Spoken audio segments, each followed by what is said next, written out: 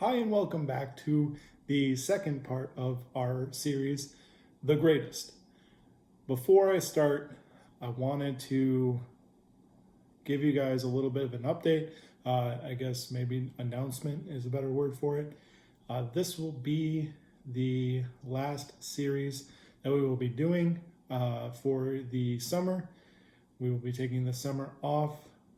Also, make sure that you keep looking at Facebook, Instagram, all of the youth group handles that you normally find, Snapchat, to keep up to date with. We'll be trying to do social events throughout the summer as allowed by stay at home and all these different things, making sure that you guys stay safe with that. I also encourage you guys to continue to meet in small groups just to chill and hang out and talk about what's going on in the week or month or however you guys decide to do that. I think that's an awesome way of just staying connected and really kind of making sure that you guys are able to jump back into it in the fall when we get back together, hopefully, or see what this new normal is going to be. Anyways, that's all the announcements that I have right now. With that, we'll move on. So, like I said, this is our second part in our series. If you missed the first part, I know it was super long. I'm sorry about that. I didn't realize how long it was until I posted it, and I was like, oh, that's pretty long. So I'm going to try something different here and see if we can get a little bit shorter time. I'm aiming for close to 15 minutes, hopefully shorter than that. So if it feels a little rushed or shortened, I'm sorry, just trying to figure out a new way of doing it to see if I can cut down the time, because an hour is pretty long for a video. It's also very long to record. So with that being said, let's get into it. First thing I want to do is I want to start out with a story. So as a kid, I was really curious about a couple different things. And one way that I learned how to do stuff or how stuff worked was to take it apart. Granted, I was not allowed to take apart many things during my childhood, but one thing I was able to take apart probably close to high school time was a computer. No, I'm not talking about a laptop. I'm talking about an actual desktop computer, the big giant tower thing. I took that apart, saw how everything worked, where everything got plugged in, unplugged everything, took it all apart, and then tried to put it all back together because it took up way more space than I thought. And when I did that, I got it all put together, and that computer no longer works. So I don't know what I did wrong. Still confused about that. But anyways, that's my story. So talking about confusion or awe of something, of how that works. I don't know if you guys have anything like that. If so, awesome. Kind of think about that. I know that if I'm not driving and I'm sitting in the passenger seat, sometimes I'll just sit there and I'll see a car and I'm like, how did someone ever figure out that that's how that's gonna work? Or they had the idea of a car in their head and this is what they pictured. And to be able to put that into progress or put that into an actual thing is insane. So I'm just in awe of that.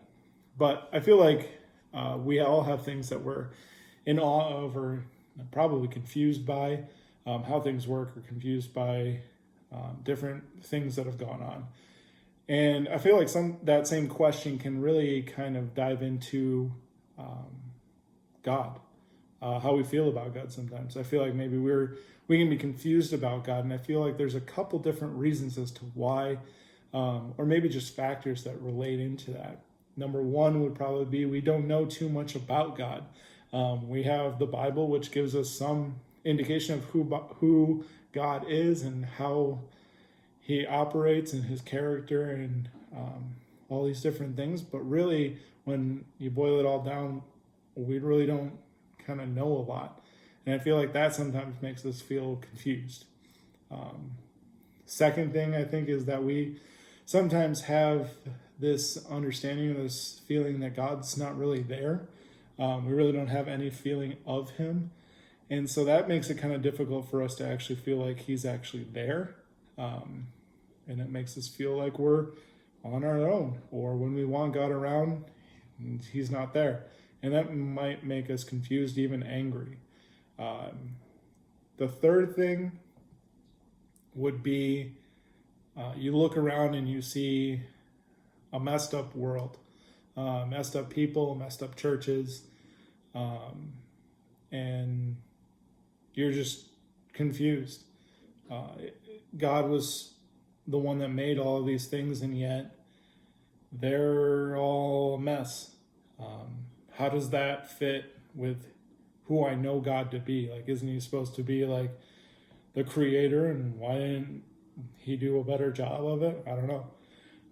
But I feel like those things kind of help us or make us think about or get confused about who God is. Now, this is not a new question. Rather, this question has probably been around for as long as mankind. So there are people have been struggling with this for quite some time, and it's interesting to see how long that's been going on. I mean, yeah, God did send priests and prophets and kings to try and really explain his character, but at the end of the day, it really didn't work out too well. People are still just as confused. We got a slight glimpse, but nothing that we could really wrap our heads around. So, yeah. And then came Jesus, which, I don't know if you know this, but I mean, when Jesus came, he kind of flipped everything on its head. And he was so different from any of the priests or prophets or kings that were before him. And I think that really confused people. And the main reason it confused people is because Jesus did something insane, something so crazy that I think it really shook everyone to their core.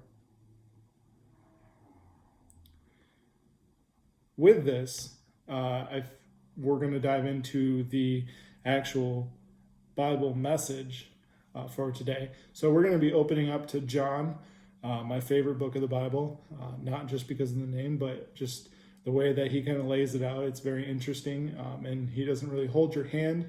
He kind of leaves it up to you to try and figure out what the meaning is or how God's trying to talk through that. And so we're opening up to John 14, and I'm only reading verse 8 and the first half of verse 9. So here we go. Philip said, "Lord, show us the Father, and that will be enough for us."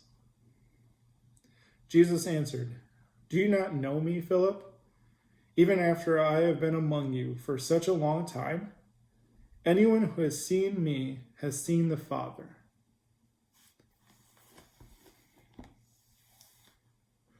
So I don't know if you caught that, but the first thing that Jesus says is, "I am the Father," basically claiming that he is God. And it's so insane to have them think that, or for him to say that I think everyone was like, did he really just say that? And I think that really confused the disciples, and it's really interesting to kind of like sit there. Like, I don't know, if I was in that room, I'd be like, did he what? And I feel like that's something that I just insane to we read about it now after seeing everything else, and we're like, oh yeah, for sure.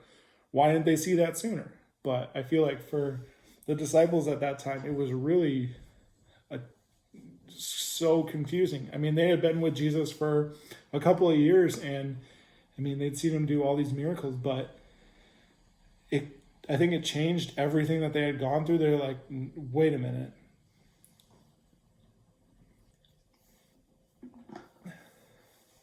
And I think it really shows up in the way that, if boil it down to this, if you want to know who God is, Look at Jesus.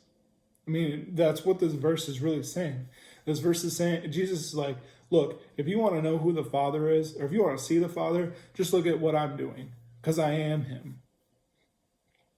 And I feel like that is really such a vital thing, is when we get confused about who God is and we feel like we don't know who he is, we can look at what Jesus did and who Jesus was and the examples that he gives, and we can definitely see, okay, this is what God is. This is who God is. I feel like we can relate to Philip, though, as to just show me something, God. God, if you show me this one thing, then I'll believe, and I'll believe forever. Or if you do this one thing for me, I'll do whatever you want.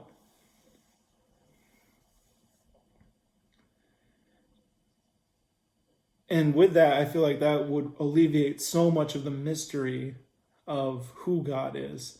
But I think there are three things that we can do to look at Jesus. The first thing is to think about who Jesus was. Think about what he did. Move. See what Jesus did, where he went, who he went to, and the experiences. When he went to those people, what happened?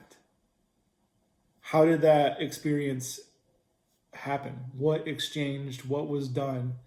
And from there, I think we can learn a lot from who God is through looking at Jesus. So ultimately, God will be a mystery. I think that's part of it, is just that we, being humans and having human capacity brains, we can't comprehend who God is and how he works. And I think that is something that will never go away. And that's okay. But the more that we get to know who Jesus is, the more we can start to figure out and learn who God really is and what his character is like and what God wants for us and what God did for us. I think if we look at through what Jesus is and did, remember, think like Jesus, move like Jesus, and experience Jesus, all of those things, if we look at all the stories that are in the New Testament, I think we get a really clear picture of who God is. So just to kind of boil it down, when we want to know more about God, we need to look at Jesus. All right, guys. So thank you guys so much for watching and interacting. Hopefully you guys enjoyed this one. I tried to keep it as short as possible.